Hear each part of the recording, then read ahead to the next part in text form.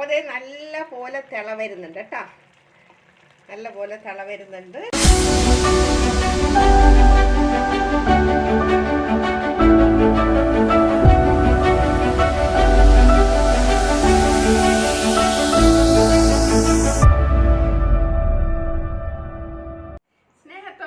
ആമിനാസ് അടുക്കളയിലേക്ക് സ്വാഗതം. എല്ലാവരും സുഖമാണെന്നുള്ള വിശ്വാസം. ഇവിടെയും ഞങ്ങൾ എല്ലാവരും സുഖമായിട്ടിരിക്കുകയാണ്.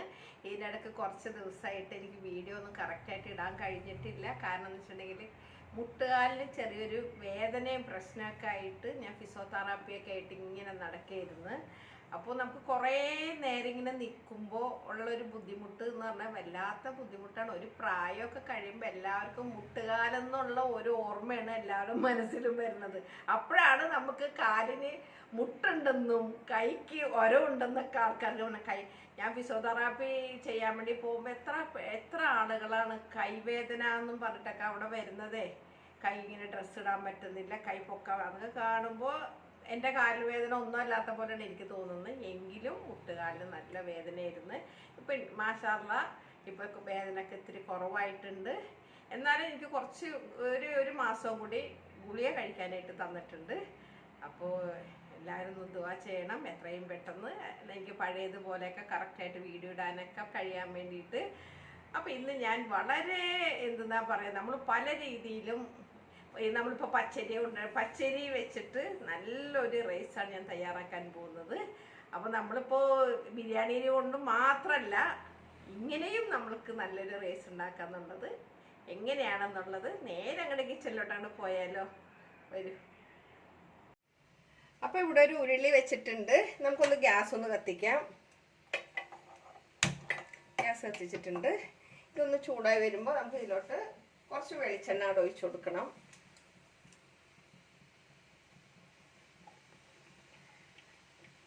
കുറച്ച് വെളിച്ചെണ്ണ അവിടെ ഒഴിച്ചിട്ടുണ്ട്. വെളിച്ചെണ്ണ ഒന്ന് ചൂടായിട്ട് വരട്ടെ. അപ്പോൾ ഇതിലോട്ട് ഞാൻ കുറച്ച് ഉരുളക്കിഴങ്ങ്, ഒരു വലിയ ഉരുളക്കിഴങ്ങായിരുന്നു, ഇതുപോലെ പീസാക്കി എടുത്തതാണ്, കണ്ടില്ലേ. ഇത് നമുക്ക് ഇതിലോട്ടാണ് ഇട്ട് കൊടുക്കാം.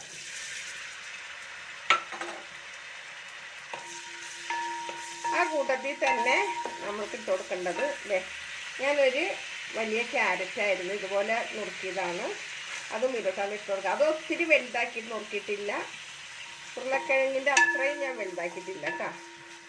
അപ്പോൾ ഇത് കിടന്നിട്ട് നല്ലപോലെ വാടി വരുമ്പോൾ ഒന്ന് വാടട്ടെ. ഇതിലോട്ട് ഞാൻ ഒരു 3-4 അല്ലി വെളുത്തുള്ളി, ഒരു കഷ്ണം ഇഞ്ചിയും കൂടി ചതച്ചതാണ്. ഇതും കൂടെ നമുക്ക് ഇതിൻ്റെ കൂട്ടത്തിൽ തന്നെ ഇട്ട് കൊടുക്കാം. ഇഞ്ചിയും വെളുത്തുള്ളിയുടെ ചതച്ചതും ഞാൻ ഇതിൽ കൂടി ചേർക്കുന്നുണ്ട്. ഇത് വാടി വരുമ്പോൾ ഇനി നമുക്ക് ഇട്ട് കൊടുക്കേണ്ടത്, ഇതിലോട്ട് ഞാനൊരു 2 വലിയ സവാള ഇതുപോലെ നീളത്തിലരിഞ്ഞാണ് അതുകൊണ്ട് ഇട്ട് കൊടുക്കുന്നുണ്ട്.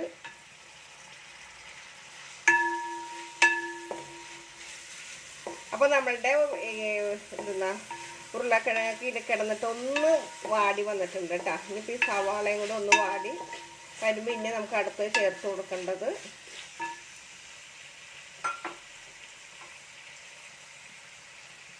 ഇനി ഞാൻ കുറച്ച് പെരിഞ്ജീരകം, ഒരു ഇത്തിരി സാജീരകം, ഒരു 6 ഏലക്ക, പട്ട, ഗ്രാമ്പു, തക്കോലം, ഇതെല്ലാം കൂടെ ഒന്ന് ഇട്ട് കൊടുക്കുന്നുണ്ട്. ഇതിൽ കിടന്നൊന്ന് മൂത്ത് വരുമ്പോൾ ഇനി നമുക്ക് ചേർത്ത് കൊടുക്കാനുള്ളത്. അപ്പോൾ ഇത് നല്ല പോലെ ഇതിൽ കിടന്നിട്ട് ഒന്ന് ശരിക്കും ഒന്ന് വാടി വരണം. ഇത് മസാല നമ്മൾ ഇടുമ്പോൾ തന്നെ ഒരു പ്രത്യേക മണം വരെയാണ്. ഇതിൽ കിടന്നൊന്ന് വാടി വരുമ്പോൾ ഇനി നമുക്ക് ചേർത്ത് കൊടുക്കാനുള്ളത് ഇതേ, ഞാനൊരു 6 പച്ചമുളക് ഇതുപോലെ ചതച്ചെടുത്തതാണ്, അതുകൊണ്ട് നമുക്ക് ഇട്ട് കൊടുക്കാം. 6 പച്ചമുളകായിരുന്നു, അത്യാവശ്യം വലിപ്പമുള്ളതായിരുന്നു. ഇപ്പോൾ ഓരോരുത്തർ എരിവൊക്കെ ഓരോരുത്തരുടെ പാകത്തിന് എടുക്കണം. അത് മേലിൽ കിടന്നിട്ട് നല്ലപോലെ വാടി വരുമ്പോൾ ഇനി നമുക്ക് ചേർത്ത് കൊടുക്കേണ്ടത്, ഇതിൽ കിടന്നൊന്ന് ശരിക്കും ഈ പച്ചമുളകിൻ്റെ ഒക്കെ ഒന്ന് കളർ മാറുമ്പോഴേക്കും ഇനി നമുക്കിത് ചേർത്ത് കൊടുക്കേണ്ടത്, ഇതിൽ കിടന്നിട്ടൊന്ന് ശരിക്കും ഇതിൻ്റെ കളറൊന്ന് മാറി വരണം. ഇതിലോട്ട് ഞാനൊരു വലിയ പഴുത്ത തക്കാളി ഇട്ട് കൊടുക്കുന്നുണ്ട്. അപ്പോൾ ഈ തക്കാളി ഒന്ന് വാടുന്ന കൂട്ടത്തിൽ തന്നെ ഇനി ഞാൻ ഇതിലോട്ട് ഇട്ട് കൊടുക്കുന്നത് ഇതേ ഞാനൊരു 1/2 കിലോ ചെമ്മീനായിരുന്നു ഇതുപോലെ കിള്ളി വൃത്തിയാക്കിയതാണ്. ഇത് നമുക്ക് ഇതിലോട്ടാണ് ഇട്ട് കൊടുക്കാം. ഈ ചെമ്മീൻ ഇതിൽ കിടന്നിട്ട് നല്ലപോലെ തക്കാളിയൊക്കെ വാടുന്ന പോലെ തന്നെ ചെമ്മീനും ഇതിൽ കിടന്നിട്ട് ഒന്ന് ശരിയായിട്ട് വരുമ്പോൾ ഇനി നമുക്ക് ഇനി ചേർക്കേണ്ട സാധനങ്ങൾ ഒന്ന് ജസ്റ്റ് ഒന്ന് വാടി വരുമ്പോൾ നമുക്ക് അതിന് മുമ്പ് കുറച്ച് ഉപ്പിട്ട് കൊടുക്കാം. ചെമ്മീൻ ഇട്ടതല്ലേ, അപ്പോൾ കുറച്ച് ഉപ്പ് കിടക്കട്ടെ. പിന്നെ മറ്റുള്ളതൊക്കെ പിന്നെ ഉപ്പ് പോരാകൊക്കെ ഉണ്ടെങ്കിൽ ഇനി സാധനങ്ങൾ ചേർക്കുമ്പോൾ നമുക്ക് ബാക്കിയും കൂടി ചേർത്ത് കൊടുക്കാം. അപ്പോൾ ഇതിൽ കിടന്നിട്ട് ഒന്ന് വാടി വരട്ടെ. നല്ലപോലെ ചെമ്മീനിക്ക് ഒത്തിരി വേവില്ല, എന്നാലും ചെമ്മീൻ ഒന്ന് ആയിട്ട് വരട്ടെ. ഇതിലോട്ട് നമുക്ക് കുറച്ച് മഞ്ഞൾപ്പൊടി, ഒരു 1/4 ടീസ്പൂണോളം മഞ്ഞൾപ്പൊടി ഇട്ട് കൊടുക്കുന്നുള്ളൂ. അതുപോലെ തന്നെ 1 ടീസ്പൂണോളം മല്ലിപ്പൊടി ഇട്ട് കൊടുക്കുന്നുണ്ട്. 1 ടീസ്പൂണേ ഉള്ളൂ കേട്ടോ, ടേബിൾ സ്പൂണല്ല. പിന്നെ ഞാൻ ഇട്ട് കൊടുക്കുന്നത് ഒത്തിരി എരിവില്ലാതെ കാശ്മീരി മുളക് പൊടിയാണ് കേട്ടോ. അത് ഞാൻ 1 ടീസ്പൂൺ ഇട്ട് കൊടുക്കുന്നുണ്ട്. ഇതെല്ലാം കൂടെ നല്ലപോലെ ഒന്ന് യോജിപ്പിച്ചതിന് ശേഷം ഇനി നമുക്ക് ഇട്ട് കൊടുക്കേണ്ടത് ഇതെല്ലാം കൂടി ഇതിൽ കിടന്നിട്ടൊന്ന് നല്ലപോലെ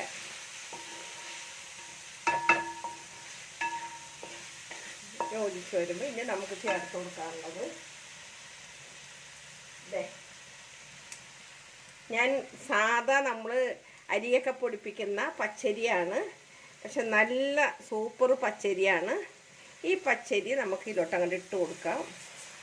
നെയ്ച്ചോറിൻ്റെ അരിയല്ല, സാധാ നല്ല സൂപ്പർ പച്ചരി. ഇത് ഇതിൽ കിടന്നിട്ട് ഒന്ന് ഇതിൻ്റെ കൂടെ തന്നെ ഇട്ടിട്ട് ഒന്ന് അങ്ങോട്ട് റോസ്റ്റ് ചെയ്തെടുക്കണം. എല്ലാം കൂടി നല്ലപോലെ കൂട്ടിയിളക്കിയിട്ട് നല്ലപോലെ ഒന്ന് റോസ്റ്റ് ചെയ്തെടുക്കണം.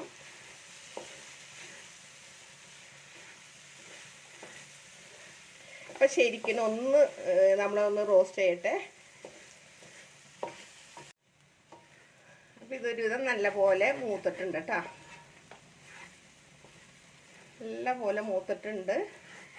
ഞാൻ ഇങ്ങനെയൊക്കെയാണ് റസൂന് ഞാൻ പെട്ടെന്ന് തയ്യാറാക്കിയ കുട്ടികൾക്ക്. അപ്പോൾ വെജിറ്റബിൾസ് ഒന്നും കഴിക്കാത്ത കുട്ടികൾ ഇവിടെ റസൂ ഇതൊന്നും കഴിക്കില്ല. അപ്പോൾ അവനിക്ക് വേണ്ടിയിട്ടൊക്കെ ഞാൻ ഉണ്ടാക്കുന്നതാണ് ഇതുപോലെയൊക്കെ.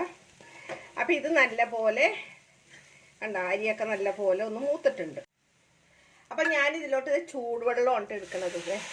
നല്ല തിളച്ച പോലത്തെ വെള്ളമാണ് ഇതിലേക്ക് ഒഴിച്ചു കൊടുക്കുന്നത്. അപ്പോൾ ഞാൻ എടുത്തിരിക്കുന്നതില്ലേ 1 ഗ്ലാസ് അരിക്ക് ശരിക്കും 2 ഗ്ലാസ് വെള്ളം തന്നെ ഞാൻ ചേർത്തിട്ടുണ്ട്. കാരണം എന്ന് വെച്ചിട്ടുണ്ടെങ്കിൽ നമ്മൾ നെയ്ച്ചോറിൻ്റെ അരിയല്ലല്ലോ ഇത് നമ്മുടെ സാധാ പച്ചരി ആകുമ്പോൾ അതിൻ്റേതായ വ്യത്യാസങ്ങൾ വരും. അപ്പോൾ ഇതിലോട്ട് ഞാൻ കുറച്ച് മല്ലിയില ഇട്ട് കൊടുക്കുകയാണ്. ഇത് നമ്മുടെ മക്കളെയൊക്കെ പറ്റിക്കാൻ വേണ്ടിയിട്ടാണ് കേട്ടോ മല്ലിയിലൊക്കെ ഇട്ട് ഒന്ന് ഇതാക്കി എടുക്കുന്നത്. അതുപോലെ തന്നെ രമ്പയില, ഇതിൻ്റെ പേര് എനിക്ക് എപ്പോഴും മാറിപ്പോവേ. ഈ രമ്പയിലയും കൂടി ഇതിലോട്ടാണ് കുറച്ച് ഇട്ട് കൊടുക്കുക. ഈ മല്ലിയില നമ്മൾക്ക് ആ സവാളയൊക്കെ വഴറ്റുമ്പോൾ തന്നെ ഇട്ട് കൊടുത്താൽ മതിയായിരുന്നേ. ഞാൻ സത്യത്തിൽ അതൊന്നും വിട്ടുപോയതാണ്. ഇതൊന്നെല്ലാം കൂടി ഒന്ന് നല്ല പോലെ ഒന്ന് കൂട്ടി യോജിപ്പിച്ചിട്ട് ഉപ്പൊന്ന് നോക്കിക്കോട്ടെ. ഞാൻ കുറച്ച് ഉപ്പ് ഇട്ടിട്ടുള്ളൂ, ഉപ്പൊന്ന് നോക്കട്ടെ.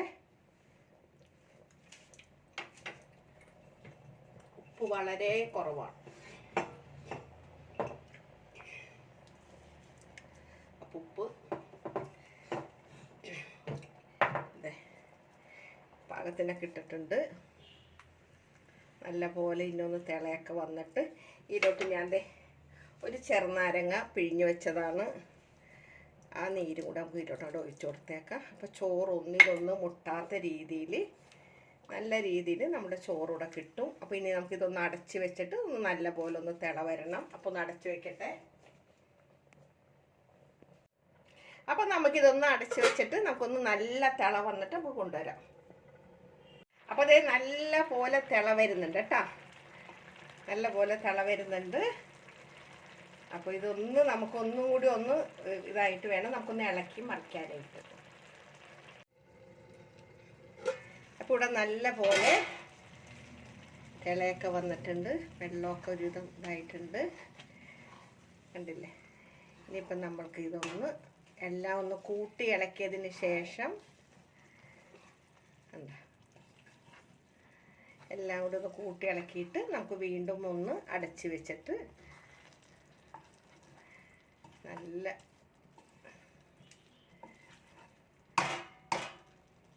പാത്രത്തിൽ ഞാൻ കയ്യിലോണ്ട് തട്ടുമ്പോഴേ എന്നോട് 1-2 സബ്സ്ക്രൈബർ ഇങ്ങനെ പണ്ട് പറയുമായിരുന്നു പാത്രത്തുമ്പോൾ തട്ടല്ലേന്ന്. എന്നാലും ഞങ്ങൾ പല ആളുകളും അറിയാതെ തട്ടിപ്പോകുന്നുണ്ട് കേട്ടോ, ക്ഷമിക്കണേ. അപ്പോൾ അതെ വീണ്ടും നമുക്കൊന്ന് അടച്ചു വെക്കാം.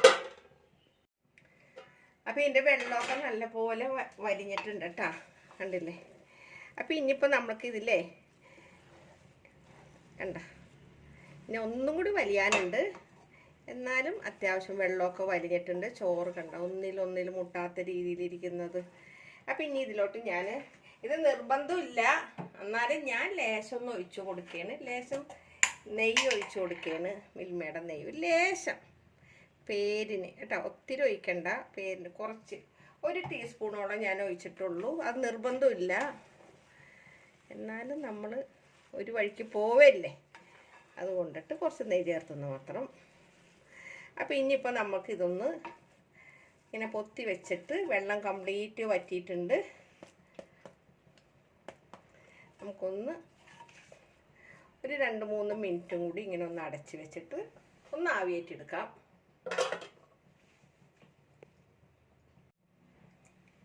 അപ്പോൾ ഇവിടെ നമ്മളുടെ ചോറ് ഇവിടെ നല്ല സൂപ്പറായിട്ടുണ്ട്, കണ്ടില്ലേ. എല്ലാം നല്ല പോലെ ഇതേ കണ്ടില്ലേ.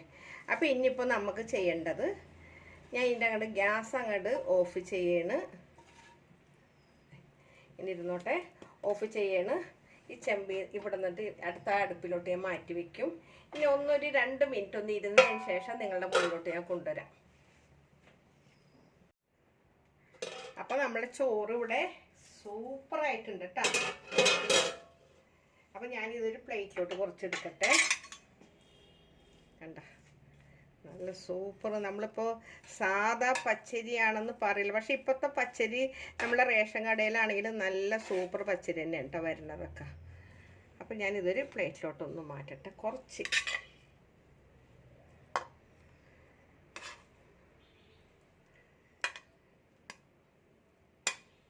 നല്ലപോലെ നമ്മുടെ ചെമ്മീനും എല്ലാം കൂടെ ഒന്ന് മിക്സ് ചെയ്തിട്ടുള്ള നല്ലൊരു സൂപ്പർ ചോറ്. എന്നാൽ ഇതിലൊന്നും കാര്യമായിട്ടൊന്നും ഞാൻ ചേർത്തിട്ടില്ല. ദേ ഇതിനോട് കൂടെ തന്നെ ദേ ഞാൻ നല്ലൊരു സലാഡ് കൂടി നിങ്ങളുടെ മുന്നിൽ കൊണ്ടുവന്നിട്ടുണ്ട്. അപ്പോൾ ഇന്നത്തെ ഞങ്ങളുടെ ഉച്ചക്കത്തെ എന്താ പറയുക ലഞ്ച് ഇതാണ്. അപ്പോൾ എല്ലാവരും ഒന്ന് ഇതുപോലെയൊക്കെ ഒന്ന് ട്രൈ ചെയ്ത് നോക്കിയിട്ട് അഭിപ്രായങ്ങളൊക്കെ പറയാം. കാരണം നമ്മൾക്ക് ബിരിയാണി അരി ഉണ്ടെങ്കിൽ മാത്രമേ ഇതുപോലെയൊക്കെ തയ്യാറാക്കുള്ളൂ എന്ന് ചിന്തിക്കണ്ട. നല്ല പച്ചരി ഉണ്ടെങ്കിലും നമുക്ക് ഇതുപോലെയൊക്കെ റൈസ് തയ്യാറാക്കാം. അപ്പോൾ എന്നും പറയുന്ന പോലെ എൻ്റെ വീഡിയോ ആദ്യമായിട്ടാണ് കാണുന്നതെങ്കിൽ തീർച്ചയായിട്ടും നിങ്ങളൊന്ന് സബ്സ്ക്രൈബ് ചെയ്യാനും ഇഷ്ടപ്പെട്ടാലൊക്കെ ഒന്ന് ഷെയറൊക്കെ ഒന്ന് ചെയ്യാൻ മറന്നു പോകരുത്. അപ്പോൾ ഒരിക്കൽ കൂടെ നിങ്ങളോട് എല്ലാവരോടും നന്ദി പറഞ്ഞ് നിങ്ങളുടെ സ്വന്തം മാമിന താത്ത. Okay bye, thank you.